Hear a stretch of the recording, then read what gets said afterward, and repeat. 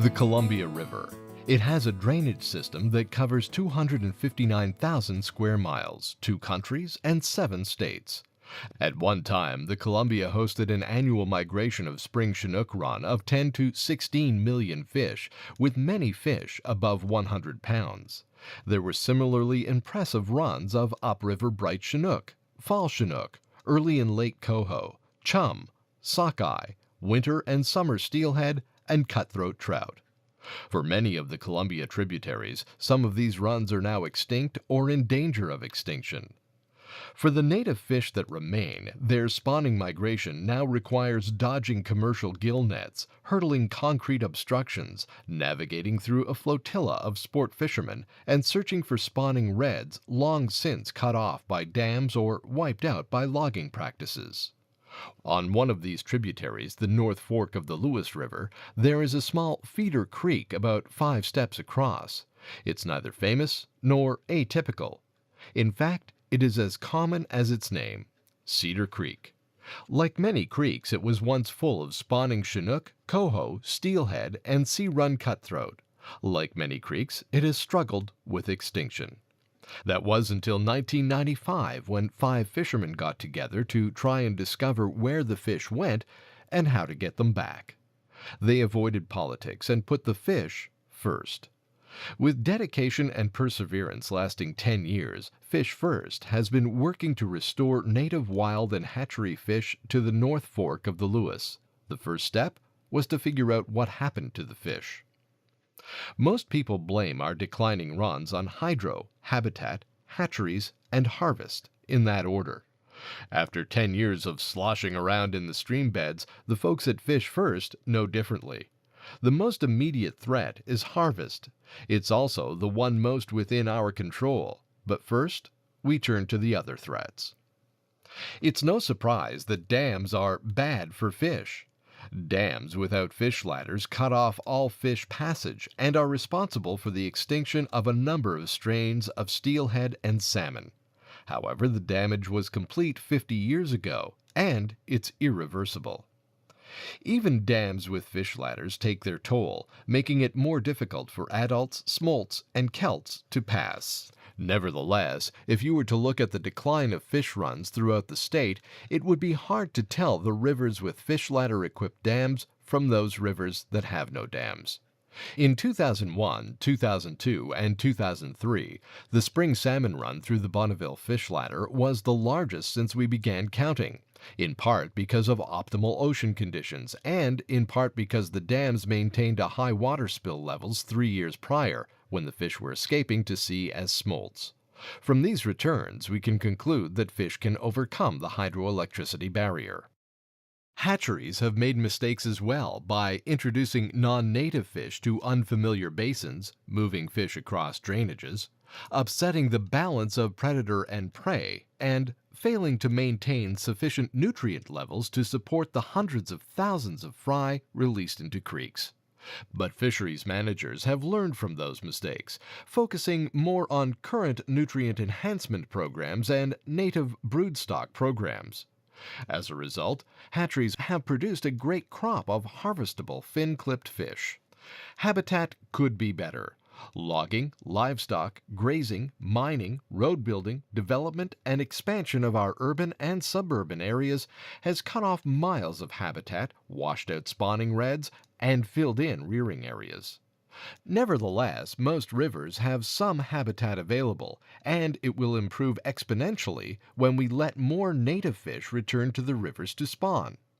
Over the last 10 years, Fish First has restored and enabled access to miles of suitable habitat in Cedar Creek. Every year, fish are returning to these areas in greater numbers.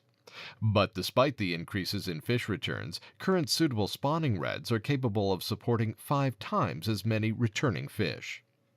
The most immediate threat to our salmon and steelhead is not hydro, hatchery, or habitat. The threat is harvest. It's not a new threat, but it's an immediate threat. Our history is to blame. The Columbia River was home to the largest wild and native salmon runs in the world. In the beginning, fish were plentiful. Horses were used to harvest tons of prize Chinook salmon. The first cannery began processing in 1866. From 1866 to 1880, we killed 65% of the total Chinook salmon run. During that time, we harvested at least 3 million native Chinook salmon per year. Today, the annual harvest for the same run is 6,000 spring Chinook, less than 1% of the former harvest levels, and today's harvest includes hatchery fish. After 1880, the prize Chinook salmon runs were in trouble.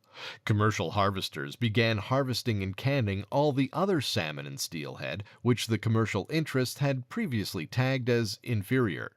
Even by targeting all the salmon and steelhead, they were unable to get back to the peak of 1880. We have had 130 years of non-selective overharvesting. It is no different today. Our current method is the gill net, which spans across the river and non-selectively kills everything that swims into it, both targeted hatchery fish and non-targeted fish, which includes native ESA-listed fish and bycatch such as steelhead, cutthroat, and sturgeon. It's simple, really. A native fish that is caught in a gill net will never make it to spawn in the wild, no matter how good the habitat is. For recovery, we need sufficient numbers of native fish spawning in the rivers. We do not need to stop all harvest to save native fish, but we must change harvest practices. First, change the law to make gill nets illegal. Instead, allow commercial fisheries to use fish traps and fish wheels. Both are efficient at catching fish, and when wild and native fish are caught, they can be released without harm. Additionally, fish traps keep fish healthy and alive, allowing harvestable fish to bring a higher market price, thereby increasing gross revenues for the commercial fishermen. Another option is to buy out all of the commercial licenses on the Columbia River. It makes fiscal sense. The Columbia River gill netting fishery amounts to about $1.7 million in revenues annually, a paltry amount. Bonneville Power Administration will spend $300 million by next year on salmon recovery. State, federal, and private groups will also invest an additional $700 million. Buying the commercial licenses would rank as one of the best environmental investments of the century. Failing one of these paths, wild and native salmon will never recover to harvestable levels. For many river systems, like the Lewis River, it's not too late. The native genetics have not been wiped out. For these systems, native fish can be reintroduced into previously cut-off feeder creeks and streams with amazing success. Take the Cedar Creek experiment, which, although only 10 years old, has seen a remarkable turnaround. In 1992, only 35 coho salmon returned to spawn at Cedar Creek, and extinction was likely. 15,000 coho returned in 2004 thanks to the efforts of Fish First. While a far cry from the runs of the past, the increased runs illustrate what can happen when native salmon don't have gill nets blocking their spawning habitat. Here is how Fish First did it, and how you can help restore native runs to your home water. It requires a full cycle of recovery.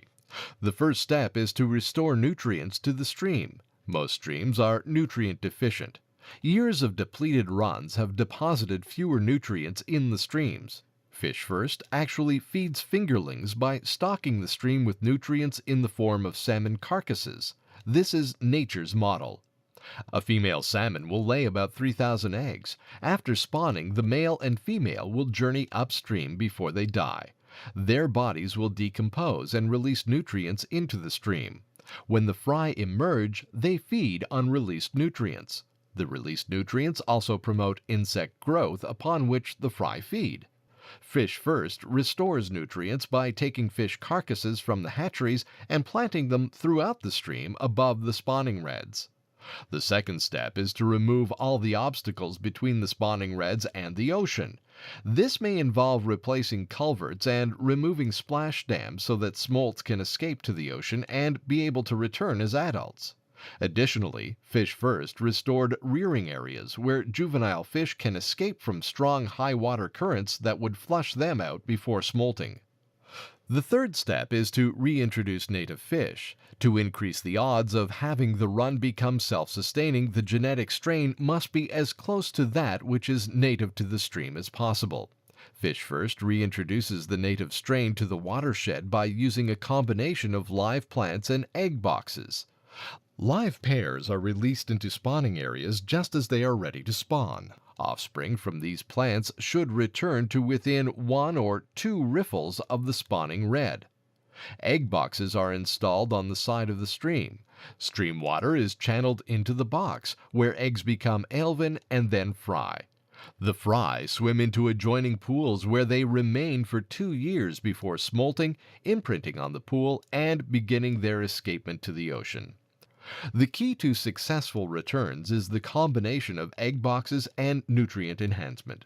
Take Cedar Creek, for example. During the first 5 years, Fish First put 80,000 eggs annually into Cedar Creek, 10,000 per egg box in 8 boxes. The average return was 7 to 15 fish per box. Then, Fish First started putting fish carcasses in Cedar Creek. The results were remarkable. The average return was 250 to 450 fish for each box. Some of this can be attributed to ocean conditions, but most of the increase is attributed to the nutrient enhancement efforts of Fish First. The last step in the full cycle of recovery is to restore the stream habitat. Fish First does this by replacing woody debris, installing root wads for predator protection, constructing rock veins to hold spawning gravel, returning the stream to correct pool-to-riffle ratio, and repairing the riparian zone, which provides shade to keep stream temperatures cool, promotes aquatic insect growth, and prevents high water erosion. Each project increases the stream's capacity and, as part of the full cycle, will help restore native and wild salmon and steelhead to our favorite waters. Our fish need your help. For more information on how you or your organization can help, write or call the Salmon Spawning and Recovery Alliance, care of Fish First, Post Office Box 1505, Woodland, Washington 98674.